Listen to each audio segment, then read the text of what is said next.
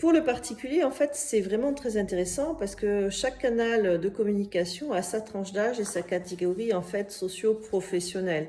Comme quoi, les réseaux sociaux, hein, on est souvent dans le même.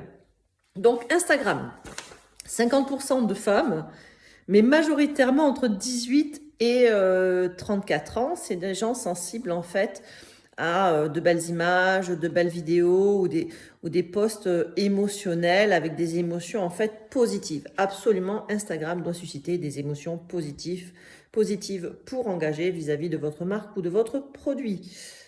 Facebook. Alors Facebook, pour ceux qui ciblent en fait les 30 à 65 ans, c'est intéressant.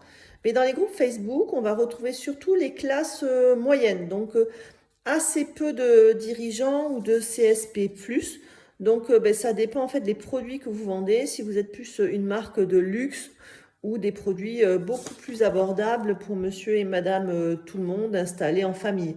Si vous avez des produits à vendre à une famille qui a des enfants, effectivement, les groupes Facebook sont intéressants pour mettre en avant vos produits, mais il faut le faire avec une certaine finesse et délicatesse, parce qu'effectivement, Facebook n'est pas là pour vendre, même si on fait de la pub sur Facebook, et c'est le revenu de Facebook en majorité, on va sur Facebook en fait pour se détendre. Donc avoir de la pub en permanence, c'est lourd. Donc il vaut mieux amener dans les groupes une discussion, un webinaire sympa, une découverte, fait quelque chose d'un peu convivial qui invite à la détente pour découvrir en fait votre produit ou votre activité.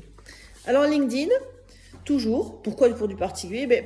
Si vous êtes Hermès, vous vendez des produits de luxe, vous avez plus de chances de vendre vos produits de luxe à des cadres dirigeants et des gens qui ont le moyen ou des cadres d'entreprise que à une maîtresse de maison en protection à l'enfance, par exemple. On n'a juste pas du tout le même salaire.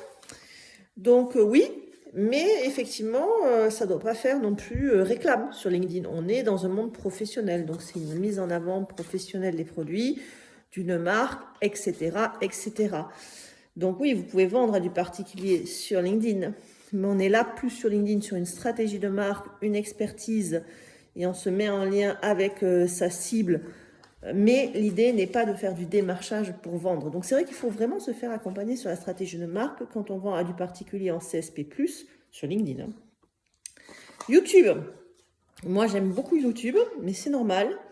C'est en fait un moyen de communication qui touche les 18-49 ans.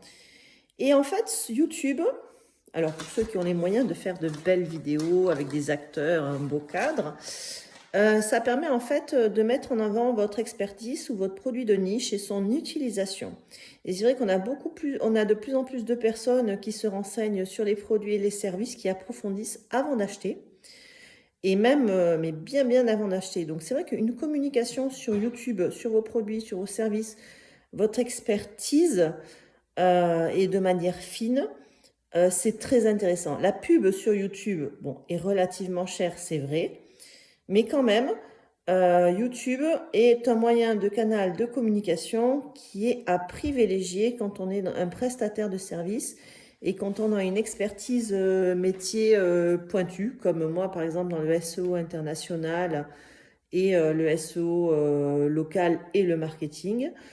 Je pense notamment aux consultants de gestion, par exemple ceux qui font de l'accompagnement mais poussé, quoi, version consulting, quoi, pas version coaching de 5 minutes, de l'accompagnement poussé avec un business plan, etc. etc. Voilà, YouTube est un bon moyen de vous mettre en avant. Moi, j'y ai croisé, par exemple, récemment, des cabinets d'expertise comptable. Et donc, il y a des vidéos YouTube qui vous expliquent avec finesse les différents statuts et leurs conséquences. Et bon, c'est vrai qu'ils ont investi aussi dans la mise en avant de leurs vidéos. Ils ont investi aussi dans les acteurs, dans le lieu. Mais c'est vrai que YouTube, quand la communication est bien faite et bien investie, ça peut être un sacré levier pour votre communication. Mais ce sera 1000 fois plus utile que des posts sur Instagram, hein, et parfois même les groupes Facebook. Voilà, à bientôt.